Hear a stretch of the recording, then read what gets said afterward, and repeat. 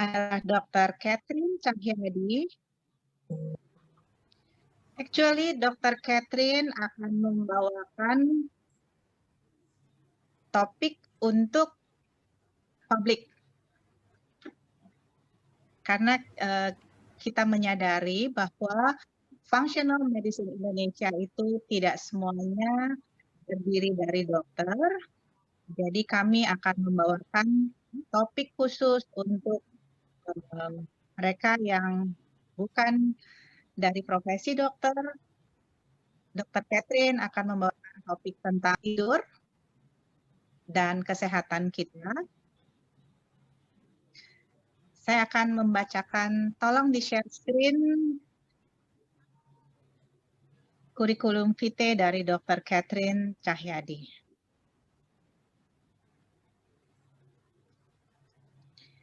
Dr. Catherine lulus dari Fakultas Kedokteran Ukrida, Jakarta.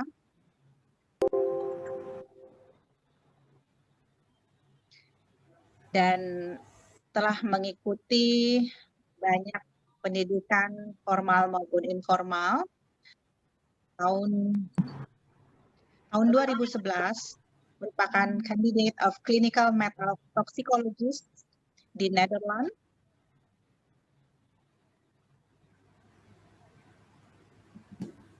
Kemudian tahun 2013 Certified Board of Anti-Aging and Regenerative Medicine di AARM dari American Academy of Anti-Aging Medicine, A4M. Tahun 2019 Certified. Kemudian tahun 2019 juga mengikuti FMCP dari Institute of Functional Medicine di Manila. Tahun 2020 mendapatkan sertifikasi Clinical Metal Toxicology and Antidote dari Malaysia. Kemudian tahun 2020 juga mengikuti Fellowship in Nutritional and Environmental Medicine (FINEM) dari Sophia Training and Research Institute India.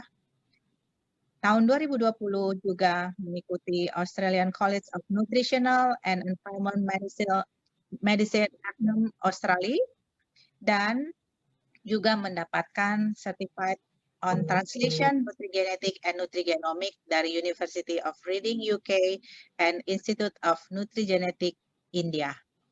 Kami persilahkan 30 menit waktu untuk Dr. Catherine membawakan presentasinya. Terima kasih Dr. Widya atas introduksinya. Saya akan share screen slide saya. Sudah terlihat? Sudah terlihat. Sudah ya. Oke, suara saya terdengar ya? Baik. Terdengar. Baik, terima kasih. Selamat sore teman-teman semua. Hari ini saya akan membawakan topik yang ringan untuk para awam yang hadir di seminar ini. Topik saya tidak jauh-jauh dari neurotransmitter, karena hari ini pembahasannya adalah tentang neurotransmitter ya. Salah satu neurotransmitter yang sangat kita... Maaf, suara saya terdengar, Dok? Terdengar? Oh, oke. Salah satu neurotransmitter yang kita produksi tiap hari itu mempengaruhi tidur kita. Apa saja neurotransmitternya? Tidur. Orang bilang, cuma tidur doang. Apa susahnya sih sebenarnya tidur? Tapi ternyata banyak orang yang nggak bisa tidur. Entah tidurnya mau tidur susah, terbangun susah, ya, atau tidurnya cuma merem aja tapi segala-galanya dengar. Jadi tidur itu sebenarnya sangat-sangat fundamental, penting banget untuk kesehatan mental kita. Tapi kalau tidak di-manage dengan baik, ya susah juga, nggak bisa tidur, gitu ya. Nah, untuk mencapai tidur yang baik, kita harus bikin good sleep habit, kebiasaan tidur, ya. Kalau kita sudah set kebiasaan tidur yang baik, nanti baru akan memberikan perbedaan yang nyata pada kualitas tidur kita dan juga kesehatan mental kita. Nah, kita lihat di sini, berapa lama sih kita sebenarnya harusnya tidur, ya. Kalau untuk bayi yang baru lahir, ya, dari usia 1 sampai 12 bulan, itu dia perlu 14 sampai 15 jam sehari dalam tidurnya, ya. Semakin usianya bertambah, kebutuhan untuk tidur semakin sedikit. Di sini yang hadir kan rata-rata usianya baru 28 semua ya. Jadi kira-kira kita memerlukan tidur itu sekitar 7 sampai 8 jam per hari.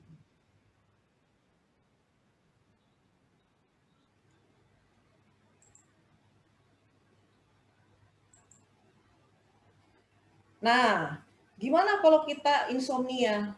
Kita tahunya gimana kalau kita punya insomnia? Jadi insomnia itu kita melihat kalau kita tidak bisa tidur, you can't stay asleep, nggak bisa jatuh tertidur. Atau nggak bisa mempertahankan tidurnya. Tengah malam bangun, habis malam nggak bisa tidur lagi. Atau begitu bangun tidur, kok rasanya masih capek ya? Kayak orang nggak tidur. Mau tidur capek, bangun tidur juga capek. Nah, mungkin kita mengalami insomnia. Penyebab insomnia apa aja?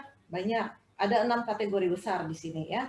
Kalau kita merasakan sakit di tubuh kita, entah di kepala, entah di badan yang lain, ototnya tidak enak, atau ada kondisi kesehatan tertentu, ada diabetes, ada hipertensi, atau ada penyakit-penyakit yang lainnya, ya. Memory loss, termasuk demensia, Alzheimer, mulai kehilangan ingatan, itu juga bisa bikin insomnia, kita nggak bisa tidur. Atau pengaruh obat-obatan, minum obat-obat tertentu yang mengandung kafein, atau minum kopi menjelang sore mau tidur, nah itu juga bisa merangsang untuk tidur kita ya. Mental health, contohnya apa? Pasien yang dengan gangguan bipolar, gangguan dengan mental health, memerlukan obat tidur, dia hanya bisa tidur dengan obat tidur. Nah ini juga sangat mempengaruhi kualitas tidur kita. Atau lifestyle-nya, yang terbiasa olahraga sore mungkin nggak masalah, tapi kalau belum pernah olahraga sore, sometimes olahraga sore atau menjelang malam itu juga bikin kita tidak bisa tidur ya. Tidur itu ada 4 stage atau 4 tingkatan untuk kita jatuh tertidur. Nah, tidur itu sebenarnya utamanya dibagi menjadi 2 bagian. Dari tidur yang REM, non rapid eye movement ya, atau ini juga disebut sebagai white sleep. Dan satunya lagi adalah REM sleep atau rapid eye movement sleep. Nah, kalau REM sleep ini dikenal juga sebagai tidur yang aktif atau paradoxical sleep. Kenapa kok disebut paradoxical? Nanti saya akan jelaskan lebih lanjut. Pada saat kita mulai jatuh tertidur, tahap awal mau tidur, otak ini akan memproduksi gelombang beta ya. Nah, penelitian ini sebenarnya studi tentang tidur ini baru dikerjakan sekitar tahun 1950-an ya oleh seseorang yang bernama Eugene Asrensky. Dia menggunakan alat EEG dan ternyata diteliti, oh setiap kali orang tidur menghasilkan gelombang yang berbeda-beda. Jadi tahap-tahap tidurnya ini yang kita kenal sebagai REM sleep. Ya. Saat mau tidur, kita akan memproduksi gelombang beta, di mana gelombang beta ini gelombangnya kecil dan cepat. Ya, otak udah mulai rileks, mulai pikirnya pelan, ya. Nah, pada saat sudah mulai rileks dan pelan, baru gelombang alfa diproduksi. Nah, setelah itu masuklah bertahap pelan-pelan, kan kita kayak orang agak apa ya, agak sedikit mabuk gitu ya, antara mau terpejam atau tidak. Nah, ada sensasinya yang hypomonic hallucination. Nah, biasanya kalau kita menghadapi tahap ini, begitu dipanggil, ya, kok kayaknya ada yang manggil ya, mau tidur kok dengar ada yang mau manggil. Nah, itu kita memasuki masa mau masuk ke tidur, entering sleep ya. Stage yang pertama, non rapid eye movement stage 1. Di sini yang keluar ada gelombang theta. Sangat-sangat pelan gelombangnya ya. Jadi dia merupakan transisi antara kita kondisi terbangun sama mau jatuh tertidur ya. Kira sekitar 5 sampai 10 menit aja berlangsungnya. Nah, kemudian dari gelombang theta ini kita masuk ke tahap tidur yang kedua. Di tahap yang tidur yang kedua, kita mulai lebih nggak sadar tentang sekeliling kita. suhu tubuh mulai turun, kemudian denyut jantung juga mulai turun, kemudian otak mulai memproduksi yang namanya sleep spindle, ya. Jadi sleep spindle ini akan diproduksi oleh otak kita pada saat kita memasuki non rapid eye movement tingkat yang kedua, ya. Biasanya kita akan tidur ini dalam fase ini ya di sleep spindle itu kira-kira sekitar 50% dari total tidur kita. Kita masuk ke tahap yang ketiga. Setelah itu tahap ketiga yang di sini sleep spindle, di sini sudah mulai terbentuk namanya gelombang delta. Nah, di tahap ketiga ini ada 3 tingkatan. Mulai dari ototnya relax, blood pressure-nya mulai turun, tekanan darahnya mulai turun, kecepatan napas kita juga mulai turun ya. Di sini kita mulai merasakan tidur yang lebih nyenyak ya. Karena gelombang delta ini hanya dihasilkan pada saat kita Suaranya hilang. Maaf, bagaimana? Suaranya kurang? Suaranya tetap ada. Gelombang delta. Ya, ada. Oke. Baik, saya lanjutkan ya. Nah, di tahap ketiga gelombang delta ini baru kita akan melakukan tidur yang deep sleep. Nah, deep sleep ini kita masuk sebelum kita masuk ke tidur yang rapid eye movement, ya. Jadi ada beberapa penelitian yang mengatakan biasanya kalau orang sudah masuk di tidur yang di tahap ketiga benar-benar less responsif. Jadi udah nggak denger nih ributnya seperti apa, lingkungan mau kayak gimana tuh udah nggak kerasa lagi ya. Nah, ini periodenya between light sleep sama very deep sleep. Pada saat kita sudah benar-benar jatuh tertidur yang sangat nyenyak, baru kita akan mengalami deep sleep yang bagus ya. Nah, REM sleep, apa sih REM sleep? REM sleep adalah rapid eye movement sleep ya. Ini di mana kita punya otak mulai aktif lagi nih. Tadi kan di sini udah mulai turun ya, benar-benar udah nggak inget yang lain, benar-benar jatuh tertidur. Nah, pada saat itu kita masuk ke dalam fase REM sleep, otaknya mulai aktif lagi. Badannya yang tadinya rileks mulai bergerak tidak teratur, ya, mulai datang mimpi. Nah, mimpi yang ada itu kita bisa bermimpi kalau kita sudah masuk ke dalam REM sleep, ya. Nah, si REM sleep ini disebut rapid eye movement. Kenapa? Kalau orang bermimpi, kita bisa melihat pergerakan matanya itu cepat sekali. Nah, REM sleep ini hanya sekitar 20% dari total tidur kita. Biasanya kalau yang light sleep ya di non-REM stage 2 ini kan 50% tidurnya. Nah, di sini sekitar 20% kita mulai mimpi. Karena kenapa? Aktivitasnya sudah mulai naik. Makanya ini disebut paradoxal sleep. Kita bisa mengalami proses ini berkali-kali dalam tidur kita. Jadi bukan hanya satu periode tidur yang 7-9 jam mengikuti caranya seperti ini, tidak. Tetapi pada saat kita sudah sampai ke REM sleep, kita nanti bisa balik lagi ke stage yang 2. Ada beberapa pasien saya yang mengalami, dia bilang, saya bisa mimpi satu kali tidur itu mimpi 2-3 kali dengan mimpi yang berbeda. Berarti dia memasuki mengalami tahap ini sampai 3 kali. Ya, oke. Kita mau melihat tidur kita itu kan diatur ya, ada satu namanya circadian rhythm, irama tidur. Nah, irama tidur ini saya di sini grafik ini menjelaskan kita dibagi dua antara siang sama malam. Kita lihat di sini mulai dari jam 6 sore ya. Dari jam 6 sore kita lihat jam setengah 7 itu blood pressure atau tekanan darah mulai naik.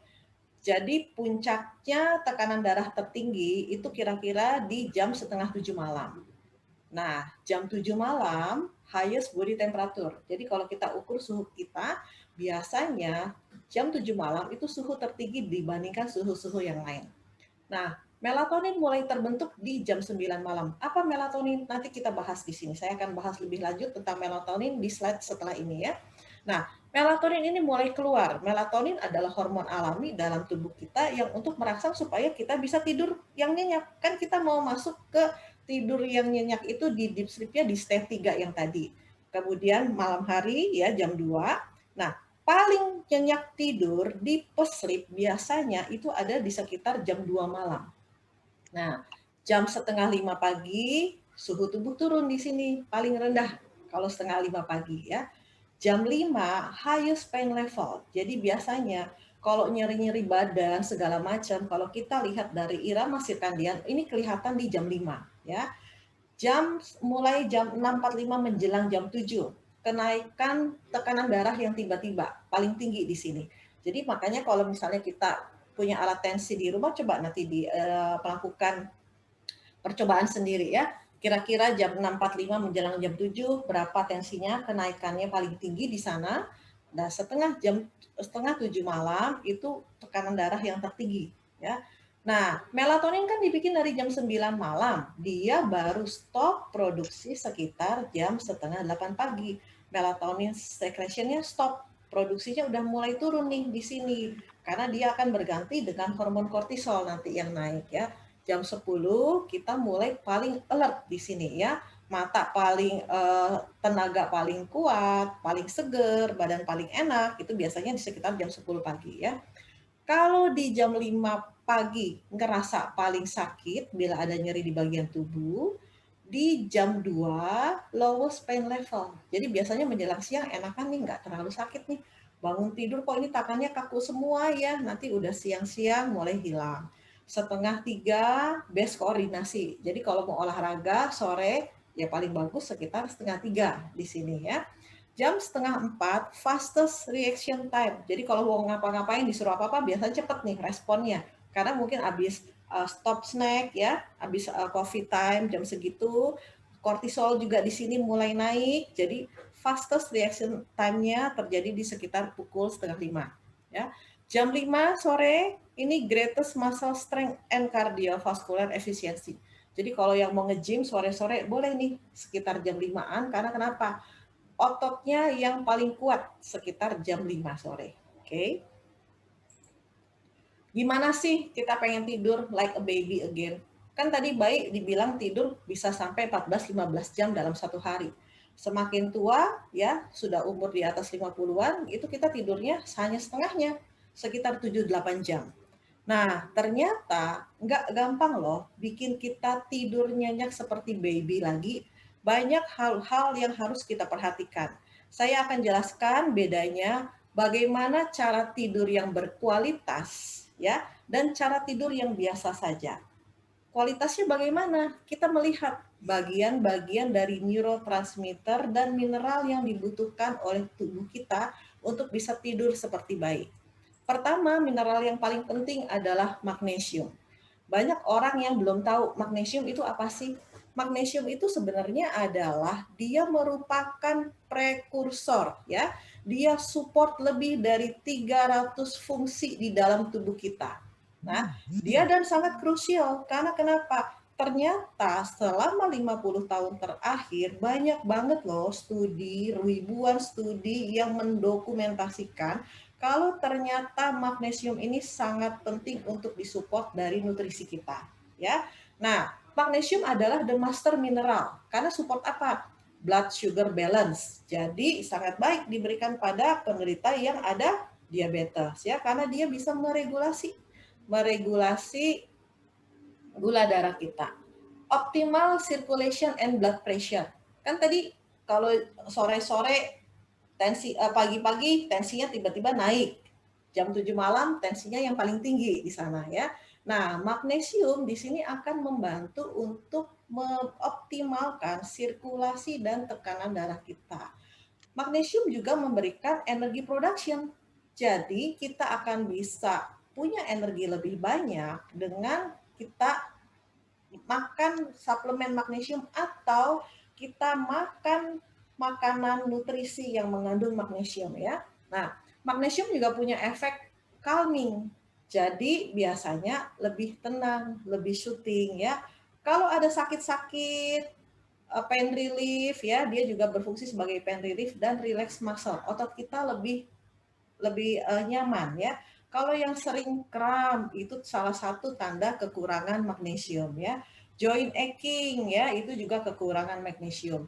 Jadi magnesium ini selain juga untuk kekuatan tulang, juga dia akan membalans kalsium. Saya akan jelaskan lebih lanjut di sini ya.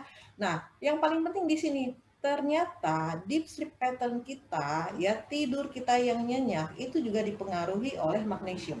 Magnesium dapat dari mana aja sih? Banyak. Kalau kita googling ya, top food source of magnesium itu keluarnya banyak. Mulai dari sweet starch, ini sejenis sawi, kemudian bayam, ya, susu, alpukat, pumpkin seed, pink salt, Himalayan salt, semua kacang-kacangan, dark chocolate, ikan laut dalam yang ditangkap bebas, ya, sprout, sea vegetable. Ini kalau di Indonesia dibilang agar-agar ya, sea vegetable, juga anggur laut ya, dan kopi juga termasuk salah satu yang mengandung magnesium. Fungsinya apa aja sih di dalam badan kita? Oh, ternyata dia regulate kalsium. Gimana cara kerjanya? Kalsium yang masuk ke dalam tubuh kita dari makanan atau dari suplemen yang kita minum itu baru ada di dalam pembuluh darah. Dia perlu magnesium karena magnesium itu yang akan binding kalsium dan dia akan masuk ke dalam tulang kita.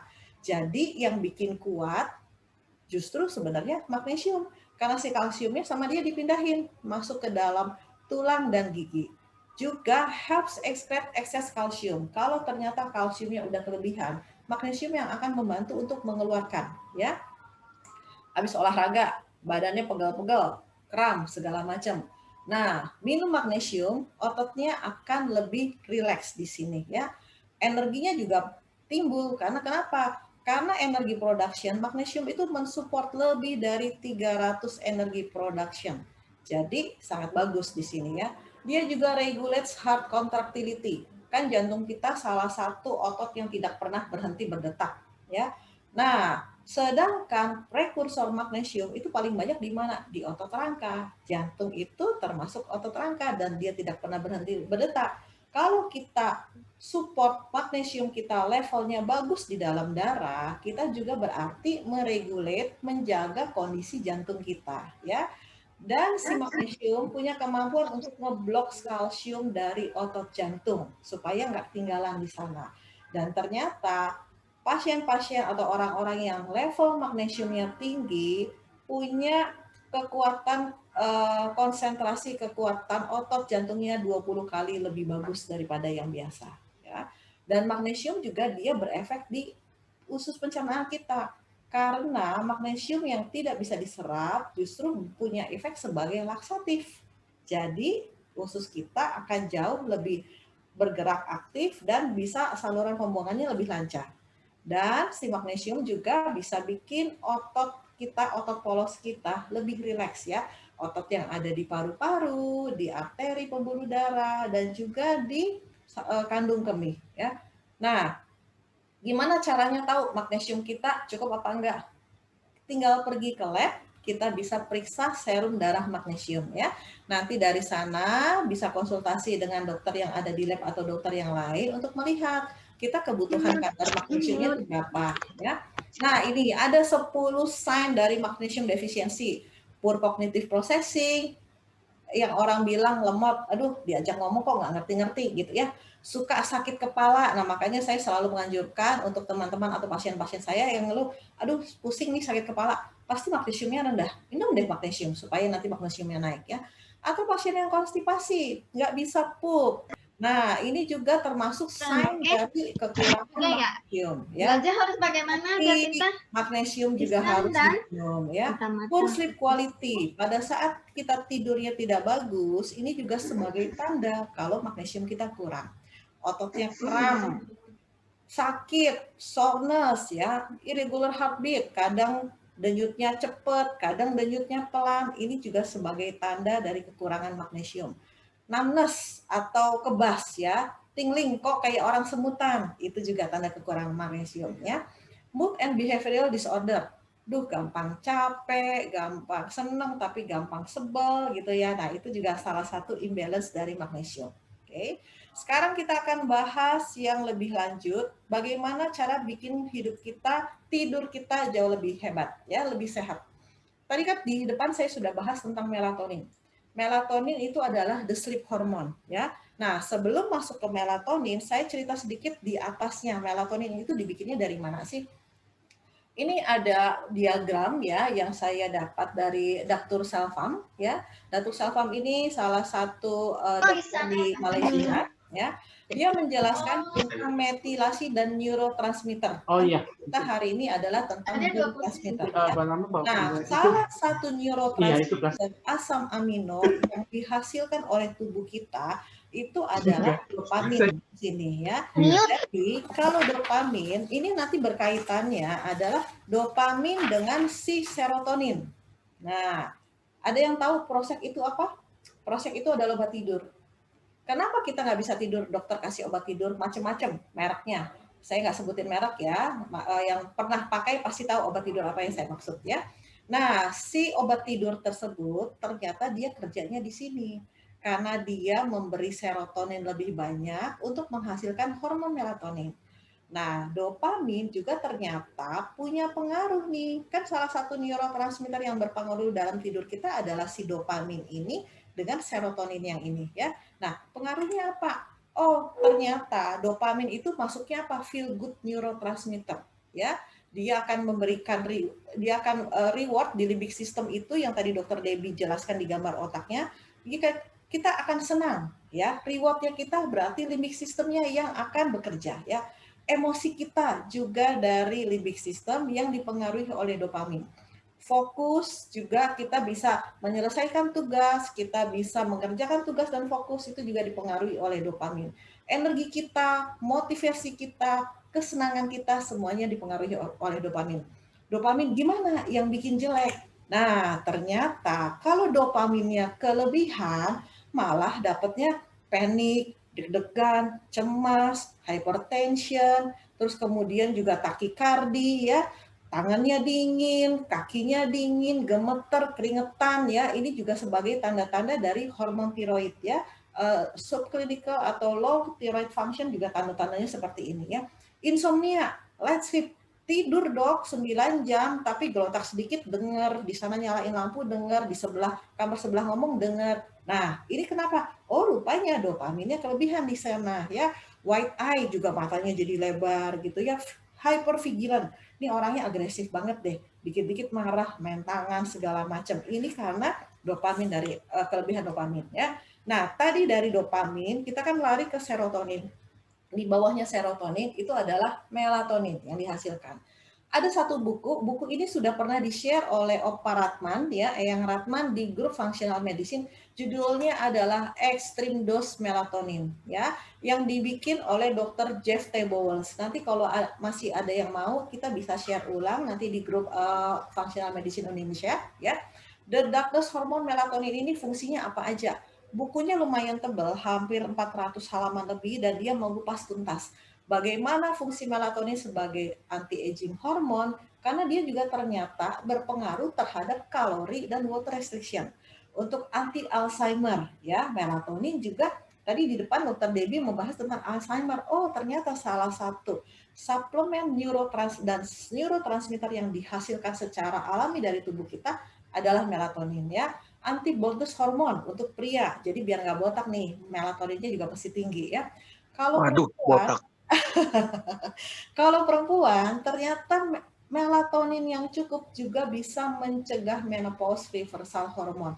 Bahkan di bukunya Dr. Jeff T. Bowles ini, di depan dijelaskan kalau ternyata recently ada penelitian ya, pasien yang sudah menopause dalam waktu 1 tahun dikasih melatonin dosis tinggi, dia kembali dapat menstruasi lagi ya. Yang tertarik silakan baca bukunya karena ini sangat-sangat bagus. Oke. Kita bahas melatonin satu persatu. Di sini saya memberikan jurnal juga, sama ini saya ambil dari slide-nya Dr. Dato Selvam ya. Melatonin sebagai sleep hormone, ini dia kerjanya ternyata yang menghasilkan melatonin itu nggak cuma pineal gland aja. Pineal gland itu adalah kelenjar kecil yang ada di dalam otak kita di dalam ya. Ternyata si melatonin juga dihasilkan oleh saluran cerna dan juga retina mata kita. Dan melatonin juga meregulate irama tidur kita. Karena tadi kan dibikin dari jam 9 malam, ternyata berhenti produksi sekitar jam setengah 8 pagi ya. Karena kenapa? Si circadian rhythm, irama tidur ini ternyata sebagai aging clock. Jadi jamnya tubuh kita yang di dalam ya menua apa enggak, kita benar-benar harus melihat circadian rhythm. Siapa yang mau menua? Maunya tetap muda. Saya aja kalau ditanya usianya berapa? Usia saya 28 ya. Karena kenapa? Kita mau melatonin kita tetap bertumbuh ya. Dan ternyata percobaan di laboratorium, melatonin ini increase lifespan di animal 20%. Ternyata si binatang-binatang percobaan yang dikasih melatonin hidupnya lebih panjang 20%. Siapa yang nggak mau? Ini di sini disertakan juga referensinya, silakan nanti dicari sendiri ya. Oke, melatonin ternyata juga improve mood dan kognisi, biar nggak lemot, diajak ngomongnya nyambung, ada ketemu masalah tahu mesti jalan keluarnya seperti apa ya. Dan dia juga neuroprotektif. Ternyata melatonin ini dia bisa memproteksi syaraf-syaraf kita. Dan dia juga sebagai antioksidan loh. Antioksidannya apa? Nanti habis ini saya jelaskan. Dia juga sebagai antiinflamasi. Kalau tubuhnya ada inflamasi, ada penyakit-penyakit tertentu, ternyata dengan tingginya kadar melatonin di dalam tubuh kita justru bisa menurunkan inflamasi kita dan improve blood sugar regulation. Jadi buat Bapak Ibu di sini yang ada diabetes, yang gula darahnya naik turun nggak karuan, pertimbangkan ya. Karena melatonin di sini nggak cuma bantu tidur saja, ternyata efeknya banyak banget ya. Ini di sini adalah referensinya, oke? Nah, antioksidan. Oh, melatonin antioksidannya ini 200% lebih powerful daripada vitamin E. Kita kan minum vitamin E hampir tiap hari ya. Dia juga superior to glutathione and vitamin C. Vitamin C kita minum tiap hari, vitamin E minum tiap hari sebagai antioksidan. Melatonin ini 200% lebih tinggi loh antioksidannya dibandingkan vitamin E. Kenapa kita nggak minum melatonin? Ya, dan melatonin ini adalah water soluble dengan systemic effect. Jadi minumnya cuma satu, nggak cuma tidur doang yang diurusin, tapi ternyata seluruh tubuh diurusin oleh si melatonin ini. Dan dia juga ternyata berfungsi sebagai gene protection ya. Ini jurnalnya. Kalau di-combine ya, tadi yang paling bawah kalau sempat ingat ada serotonin, ada melatonin, dan bawahnya itu ada metilasi yang namanya SAMe dan TMG. Kalau kita increase serotonin level selama kita melek, kita bikin lebih happy ya. Nah, kalau kita happy hormone serotoninnya tinggi, reduce appetite dan carbs craving. Nah, buat orang-orang yang mau turun berat badannya, ternyata melatonin, serotonin juga bisa loh bikin berat badan kita turun. Efeknya ternyata ada di sana ya. Karena tadi yang di Dr. Jeff Bowles tulis, melatonin sebagai anti-aging karena dia kenapa? Dia kalori restriction juga ya. Helps in weight loss. So consider melatonin. Kalau misalnya kita minum melatonin di malam hari, berarti increase melatonin at night. Apa yang kita dapat? Oh, tidurnya lebih nyenyak ya. Promotes delta fase sleep. Berarti yang dipromotes apa? Tidur kita deep sleep-nya lebih dalam, yang step 3-nya ya. Most potent antioksidan, imun booster, daya tahan tubuh kita naik hanya dengan tidur. Murah, meriah, gampang, tapi kadang-kadang lupa ya. Aduh, mendingan nonton drakor deh, belum selesai nih. Tanggung. Nah, siapa tuh yang seperti itu ya? Consider untuk tidur supaya melatoninnya jauh lebih naik ya. Dan dia juga ternyata bisa menurunkan timus ya. Timus ini kelenjar yang untuk ada di dalam dada kita ya posisinya. Reduce thymus shrinkage dan melatonin juga increase growth hormone. Anak-anak yang mau tinggi, kalau tidurnya kurang, gimana mau tinggi? Karena kenapa? Growth hormonnya enggak terbentuk. Sedangkan pada saat melatonin terbentuk, growth hormone juga terbentuk di sana ya. Nah, kita masuk yang ketiga. Asam amino penting untuk tidur ya. Ini belum banyak dibahas ya, referensi-referensinya juga saya akan coba kupas satu persatu. Apa sih glisin? Glisin itu adalah non-essential amino acid ya. Asam amino penting ya, tetapi nggak bisa diproduksi oleh tubuh nih karena non-esensial. Jadi harus didapatkan dari luar ya. Nah, si glisin itu kerjanya buat apa aja? Glisin ini ternyata dia juga sebagai powerful antioksidan. Dia akan boost antioksidan production di liver ya. dia juga akan nurunin diabetes kita. Inflamasi yang disebabkan oleh diabetes juga bisa turun dengan si glisin ya. Helps balance normal oxidative reaction ya. Normal oksidatif kita kan nggak mau terlalu banyak radikal bebas di dalam tubuh kita. Nah, glisin bisa bikin ini ya, serta dia boost production of glutathione. Jadi kemampuan untuk liver detoksifikasinya juga terbantu dengan glisin.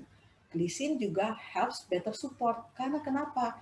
Dia punya kemampuan untuk mencegah efek atau menurunkan aktivitas otak kita. Udah pengen tidur, kalau yang datang ke saya, dok saya nggak bisa tidur, ini running text-nya jalan. Ya udah, pencet aja tombol yang running text-nya biar berhenti. Pakai apa? Pakai glisin ya. Dan dia juga increase daytime alertness. Jadi siangnya kita lebih fokus, kita lebih alert karena glisin ini membantu efeknya seperti itu ya. Dan reduce impact of sleep disturbance. Light sleep ini yang dimaksud di sini ya. Light sleep-nya lebih berkurang, jadi tidurnya lebih bagus. Juga helps regulate circadian rhythm. Biar nanti irama tidurnya seperti gambar yang di tadi ya. Nggak cuman antioksidan dan better sleep. Kulitnya juga jadi bagus loh. Elastis kulitnya jadi bagus, kulitnya lebih lembab, ngurangin kerut-kerutan. Kalau ada luka cepat sembuh, elastin fibrin levelnya juga naik, bikin kulitnya lebih bagus ya. Apalagi glisin, ternyata dia juga berefek di kesehatan pencernaan. Dia ngurangin efek dari aspirin. Kalau misalnya pasiennya atau bapak ibu ada yang pakai aspirin, obat pengencer darah ya. Kesehatan pencernaannya lebih bagus di sini ya. Repair damage intestinal tissue. Jadi semua sakit, semua yang ada masalah di saluran pencernaan itu akan bisa diatasi dengan glycine juga. Juga mental health karena ternyata reduce OCD symptom. Duh, kalau ini belum rapi, saya nggak tidur nih. Ini masih kotor, saya nggak bisa ngapa-ngapain nih. Pokoknya harus fokus. Itu yang orang-orang yang OCD seperti itu ya. Nah, mental health ini bisa disupport juga oleh si glisin ya.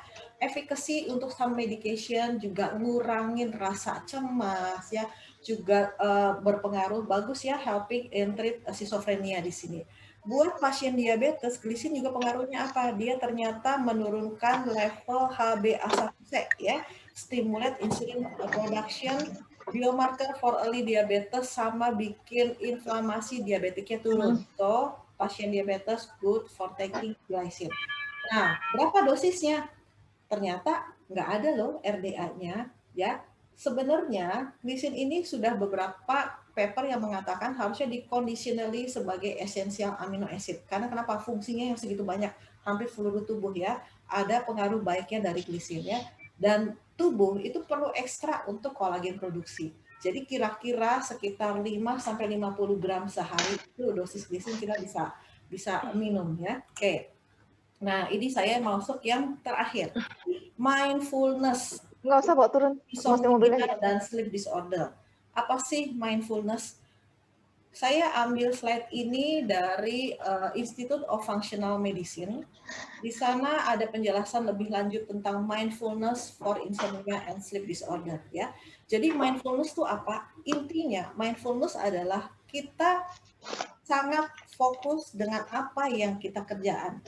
Kita about fulfilling each moment. Kita tahu nih sekarang lagi ngapain ya. Kita memberikan rasa kepada semua apa yang kita kerjakan.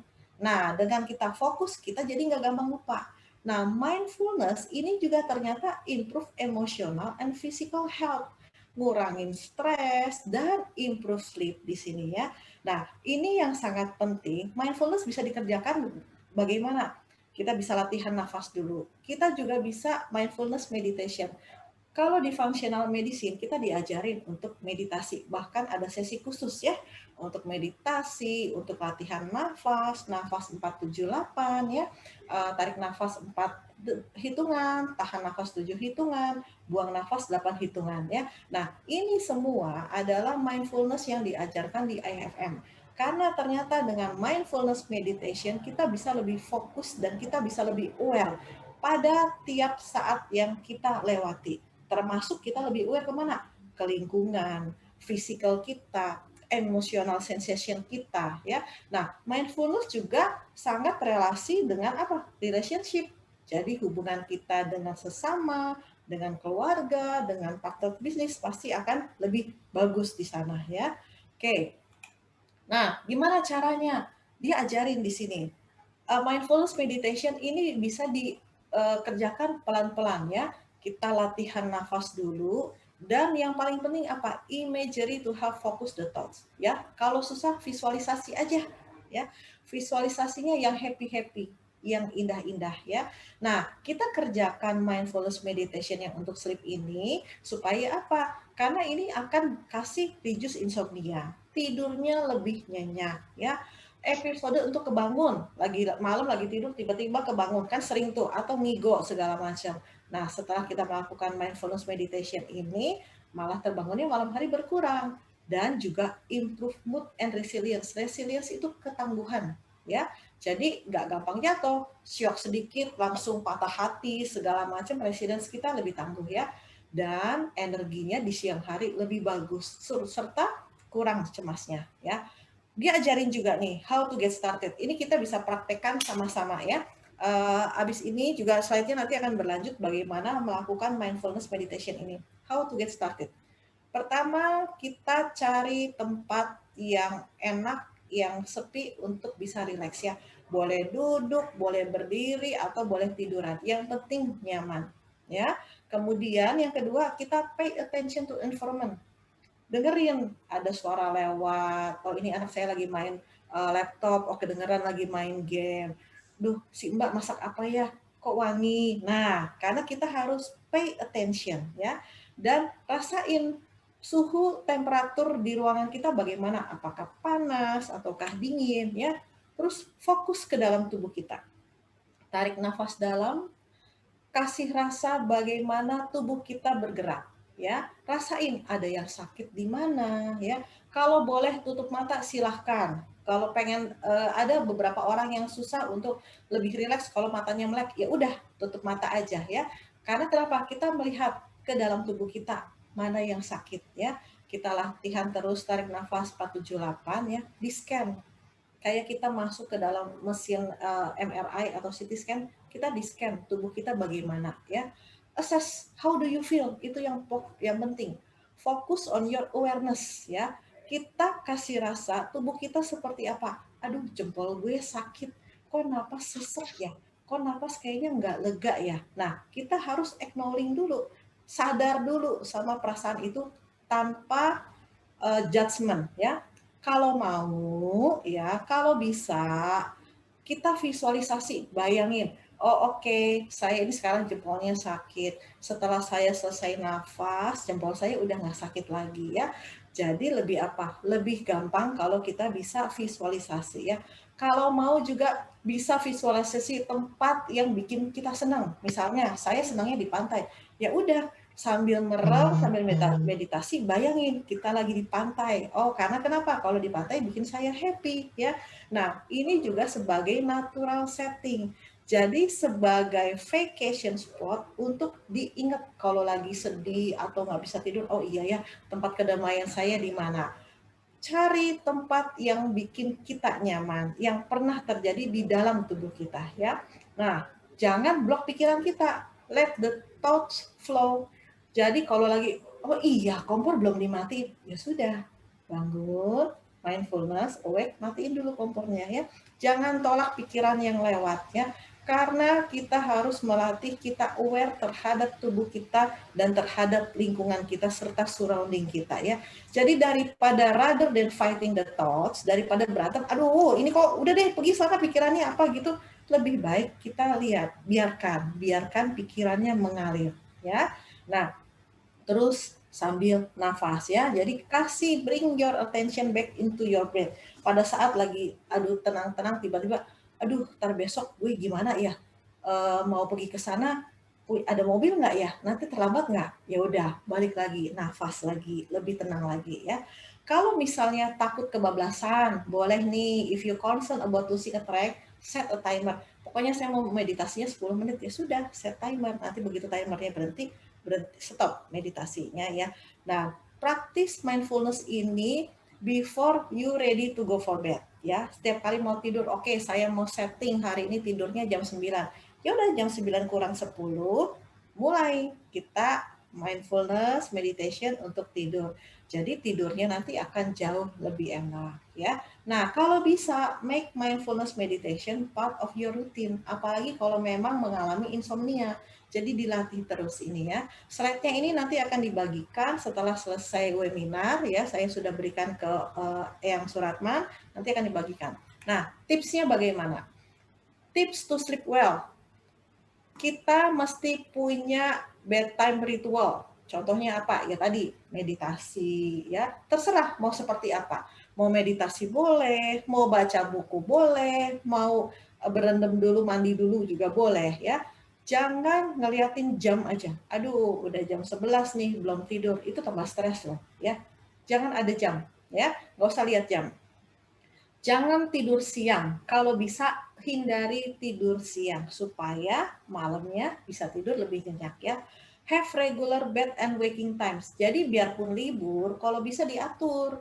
Bangunnya tidur jam 9, bangun jam 5. Itu rutin. Nggak usah, aduh besok libur nih, kalau gitu boleh tidur tengah malam, bangunnya siang. Nah, kalau kita punya jam tidur yang konstan, regular, itu akan bikin kita tidurnya jauh lebih enak ya. Terus telepon, handphone jauh-jauh ya. Mau tidur jangan lihat handphone dulu ya. Exercise help tire you out. Kalau misalnya malamnya nggak bisa tidur, ya udah siangnya olahraga, keringetan, capek, pasti tidurnya lebih enak. Nah ini yang penting nih. Stop using screen 1 hour before bed. Jadi kalau udah di set jam 9 mau tidur, pegang handphone terakhir jam 8. Karena sinar LED-nya ini nanti dia akan merangsang hormon melatoninnya nanti nggak produksi nih. Karena kan jam 9 udah mulai produksi ya. Kalau ternyata memang kita ada pengaruh sama kopi ya, jangan minum kopi setelah jam 2 supaya tidurnya jauh lebih enak ya. Terus ini penting, bikin ruangan tidur kita, kamar kita nyaman. Kalau bisa segelap mungkin, senyaman mungkin, setenang mungkin dan suhunya yang disesuaikan dengan tubuh kita. Ya. Karena dengan sleep well, kita akan add life to your 2 years and years to your life. Terima kasih.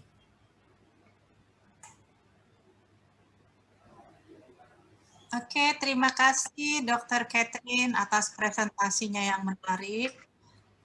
Saya rasa kita banyak tambah ilmu tentang ilmu tidur dan awet sehat.